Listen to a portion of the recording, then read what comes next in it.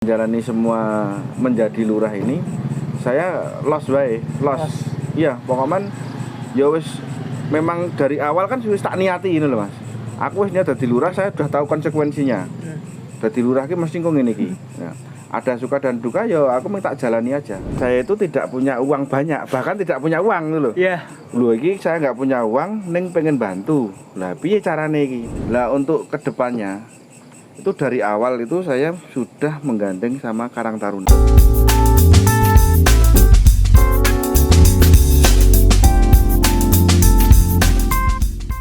Assalamualaikum warahmatullahi wabarakatuh. Waalaikumsalam. Kembali lagi bersama saya Dika di dalam program Oase Talk. Nah, kali ini mungkin teman-teman ada yang berbeda dengan biasanya ya. Biasanya kita ada di suatu ruangan gitu ya, ada di studio gitu. Nah, kali ini kita ada di mana nih? Di Wedangan Bukit Sentir. Allah, dan di depan saya sudah ada narasumber kita kali ini nih. Ada Mas Andri Septianto. Iya. Selamat malam Mas Andri. Selamat malam. Bagaimana kabarnya, baik? Alhamdulillah baik. sangat baik. Panjenengan? Alhamdulillah. Alhamdulillah. Nah, mungkin buat teman-teman yang belum tahu ya, tapi kebanyakan udah tahu sih Mas Andri ini siapa. Mas Andri ini selaku lurah Balai Catur ini. Yeah. Nah, di sini kita mau tanya-tanya lebih banyak nih kepada Mas Andri selaku lurah. Tentunya kita mau tanya-tanya tentang Balai Catur. Oh iya, monggo silakan. Tapi sebelumnya ini ya, tak kenal maka tak sayang. Oh iya. Kita kan ini dari AMM Balai Catur ya. Nah sebelumnya, kalau misalnya Mas Andri ini terdengar kata AMM itu, apa yang terbesit di pikiran Mas Andri?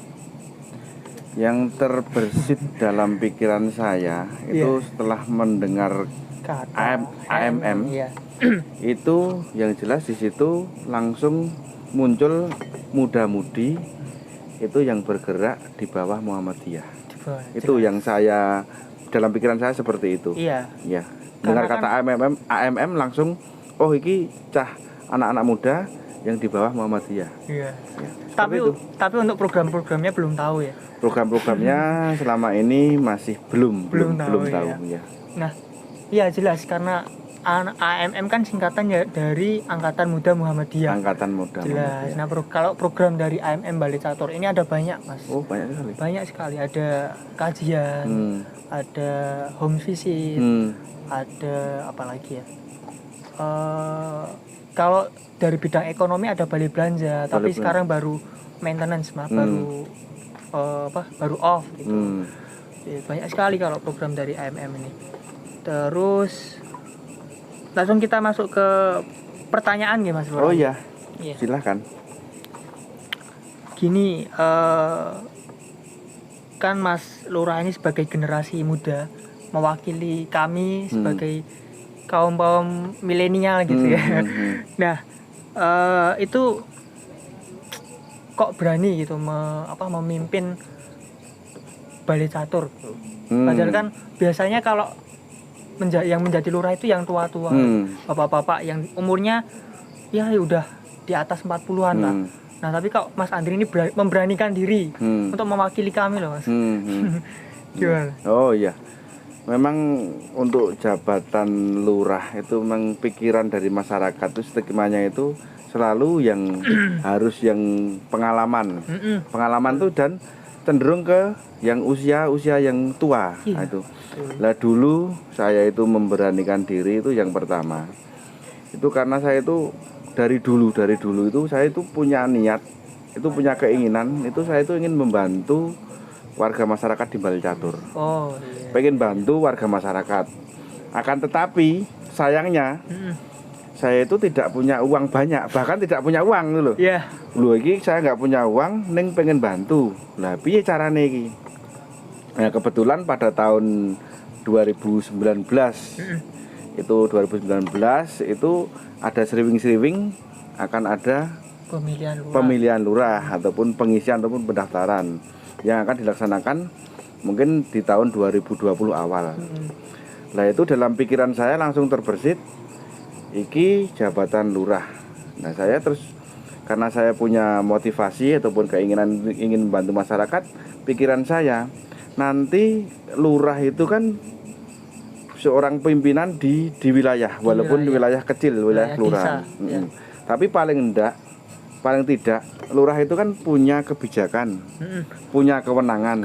Nah itu kebijakan dan kewenangan itu yang dalam pikiran saya yang akan saya gunakan untuk membantu warga masyarakat itu tadi.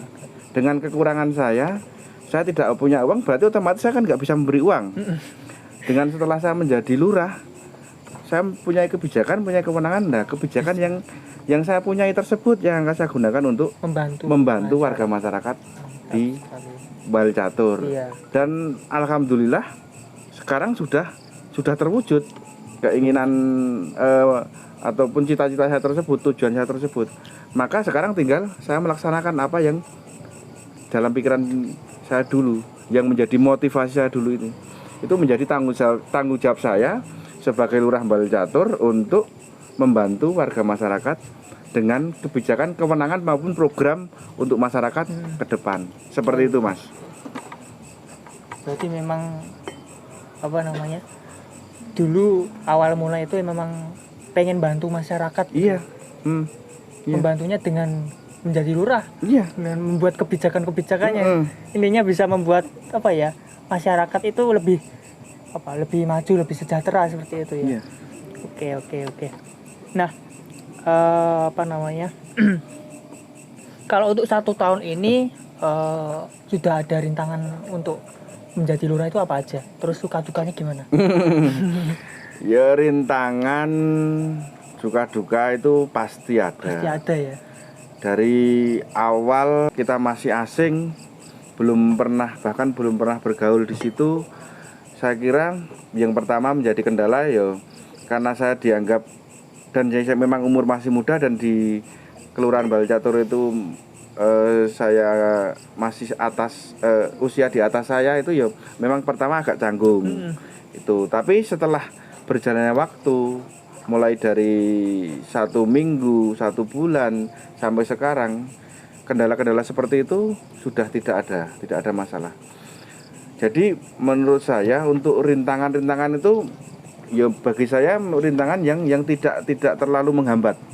Jadi fine-fine saja. Sampai saat ini baik-baik saja. Kaitan dengan suka duka. Suka ada, duka pasti ada. Tapi saya menjalani semua menjadi lurah ini saya lost. Iya, pokoknya ya wis memang dari awal kan wis tak niati ini loh Mas. Aku wis niat dadi lurah, saya sudah tahu konsekuensinya. Dadi lurah ki mesti kok ngene iki. Nah, ada suka dan duka ya aku minta jalani aja. Jadi saya jalani. Kita ambil hikmahnya. Ambil pengalamannya. Otomatis dengan banyak pengalaman, ada rintangan, saya bisa melewati, ada duka, ada suka, tambah pengalaman. Insya Allah nanti dengan pengalaman, dengan rintangan tersebut menambah kuat, menambah pikiran saya semakin tambah banyak pengalamannya. Ya, itu seperti itu. Tadi bupati. Amin. ya cuma diamini aja, padahal itu malah tambah berat itu. Iya. Itu. Tapi kan nambah pengalaman juga. Iya. Betul.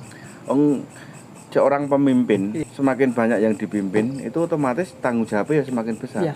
Contoh umpamanya jadi lurah. Besok itu kan pertanggungjawabannya bukan cuma pada saat ini, tapi besok di akhir atau kita ditanya. Umpamanya gini, ada satu warga atau 2 atau berapa warga yang kelaparan karena kepemimpinan lurah yang sekarang itu pasti besok saya ditanya. Iya.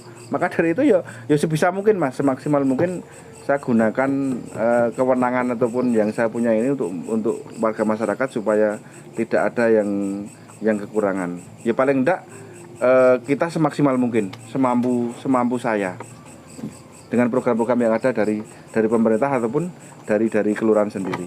Betul. Untuk masyarakat berarti rencana ke depan untuk Desa Balcatur biar lebih maju itu strateginya apa? Oh iya, Jadi saya itu kan lurah itu kan mempunyai pembantu. Itu ada pamong, ada kaur kasih, carek kaur kasih. Dan carek kaur kasih itu memang usianya itu ya belum tua banget, tapi cenderung ya usia 30-40 tahun ke atas. Lah untuk kedepannya itu dari awal itu saya sudah menggandeng sama Karang Taruna. Karang Taruna. Ya, Karang Taruna. Karang Taruna. Pemuda-pemudi yang punya potensi, dan saya yakin mereka punya pikiran yang lebih lebih fresh. Nanti akan kita kolaborasikan dengan yang senior-senior. Jadi antara pemuda dan yang senior itu jadi punya satu misi untuk membuat program Kelurahan Bal Catur untuk kemajuan Kelurahan Bal Catur.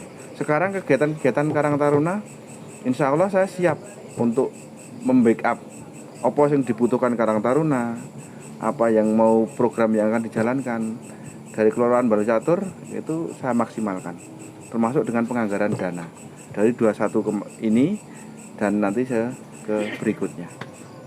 Seperti itu. Berarti buat memajukan Bali Catur itu Pak Lurah, Mas Lurah itu menggandeng Karang Taruna. Karang Taruna, iya. Karena Karang Taruna menjadi kunci sebenarnya. Iya, anak itu muda, ujung tombak. Iya, betul sekali. Kan itu di Karang Taruna saya.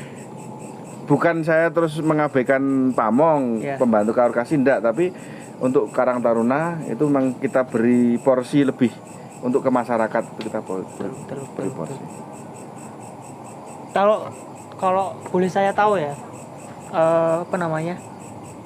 program yang sudah berjalan selama ini tuh ada program apa aja? Oh, program, iya. Program-program memang program-program yang sudah terencana itu kan ada itu lewat APBK itu program-program sudah kita rencanakan. Tapi ada juga program yang saya laksanakan sesuai dengan visi misi. Visi misi saya sebelum pemilihan. Tentu saja semua punya visi misi dan saya pun punya visi misi. Salah satunya dalam misi saya itu di masyarakat itu yang sudah saya jalankan itu satu misi melayani masyarakat tanpa pungutan. Nah, untuk warga masyarakat. Jadi setiap pelayanan di masyarakat Bal Catur dari tingkat pedukuhan sampai kalurahan itu tidak ada pungutan. Gratis, tidak ada pungutan sama sekali. Dan saya bertanggung jawab akan itu. Umpama masyarakat menemukan, "Loh Pak, katanya tidak ada pungutan, kok ini katanya bayar." Monggo nanti bisa disampaikan, bisa dilaporkan ke saya siapa yang memungut dan kapan, terus pungutannya berapa gitu. Jadi saya pastikan itu satu program itu misi saya itu melayani masyarakat tanpa pungutan. Terus yang kedua ada melayani masyarakat kapanpun dan dimanapun. Ya memang lurah itu kan walaupun pimpinan, tapi kan itu juga pelayan masyarakat juga. Ya masyarakat kan juga ada yang punya kesibukan. Yo mereka juga susah nek terus melayan terus Arab mau ngurus-ngurus kok harus pagi, harus jam kerja. Ada beberapa mungkin banyak juga yang ngurus urusan-urusan itu ya setelah jam kerja. Maka dari itu saya melayani masyarakat kapanpun dan dimanapun. Termasuk di sini ada yang mau minta pelayanan, saya siap, bulban saya bawa. Ya itu untuk ya seperti itu. Terus ada yang itu walaupun itu programnya itu dari pemerintah, tapi kelurahan itu juga bisa menentukan. Apa itu? Itu berkaitan dengan bantuan. Nah, bantuan baik bantuan itu ada BLT, BST, ada PKH, ada BPNT, itu bantuan itu. Banyak ya? Banyak sekali bantuan itu. Sekarang bantuan itu yang ke masyarakat banyak, dan di masyarakat itu sering terjadi kecemburuan sosial. Kecemburuan antara yang dapat dan yang tidak dapat. Padahal kita sendiri juga sudah ada kriteria untuk bantuan tersebut. Maka untuk bantuan itu yang kita mendata itu kita libatkan itu dari RT, RW, Pak Dukuh, dan kita buat pertemuan di tingkat padukuhan ataupun tingkat RT. Jadi kita saring di situ, Mas.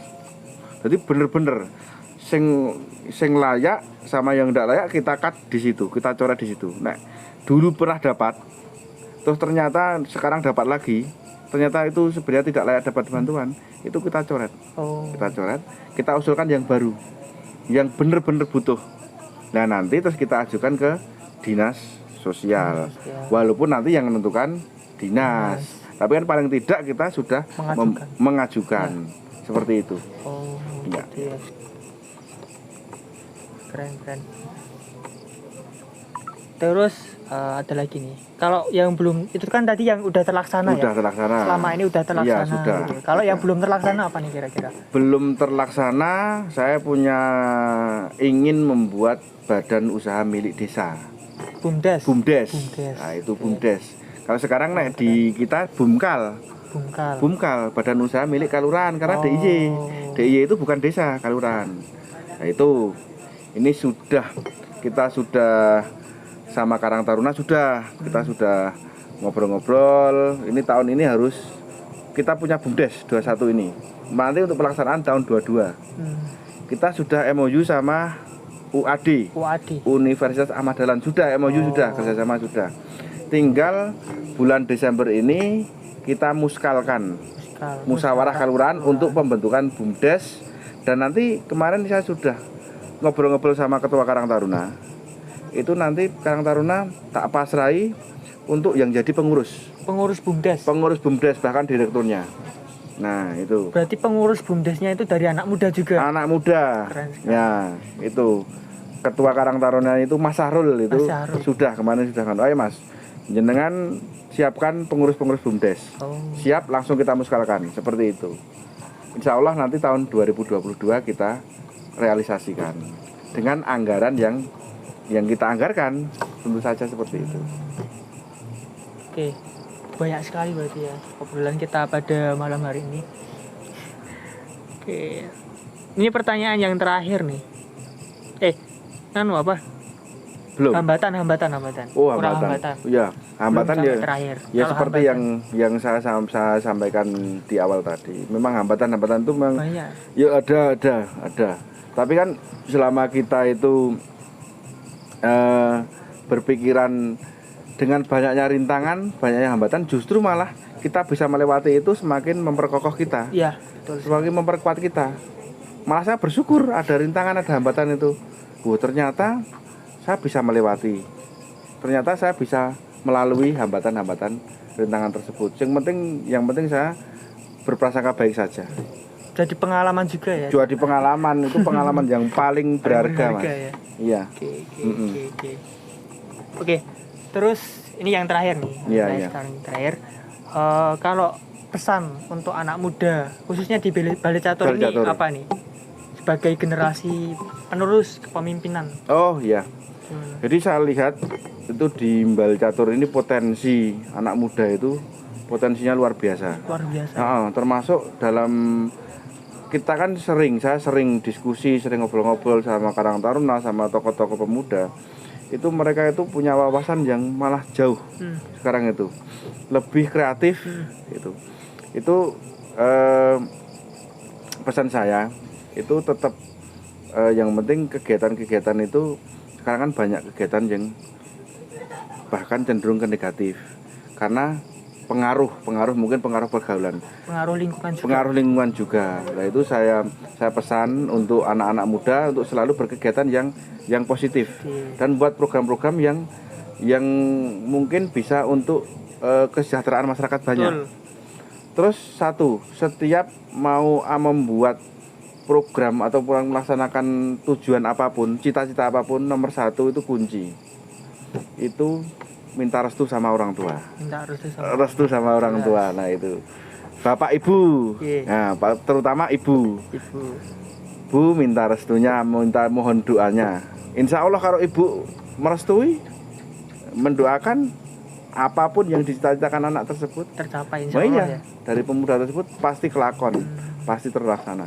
Dan itu untuk tujuan yang baik loh Mas. Ya tentu saja untuk tujuan yang baik. Ojo kok minta restu kok nggo sing ra bener itu. Ya, beda lagi itu. Ya, itu pesan saya seperti itu untuk anak muda dan saya yakin potensi di Balai Catur ini luar biasa. Pinter-pinter banget anak-anak mudanya.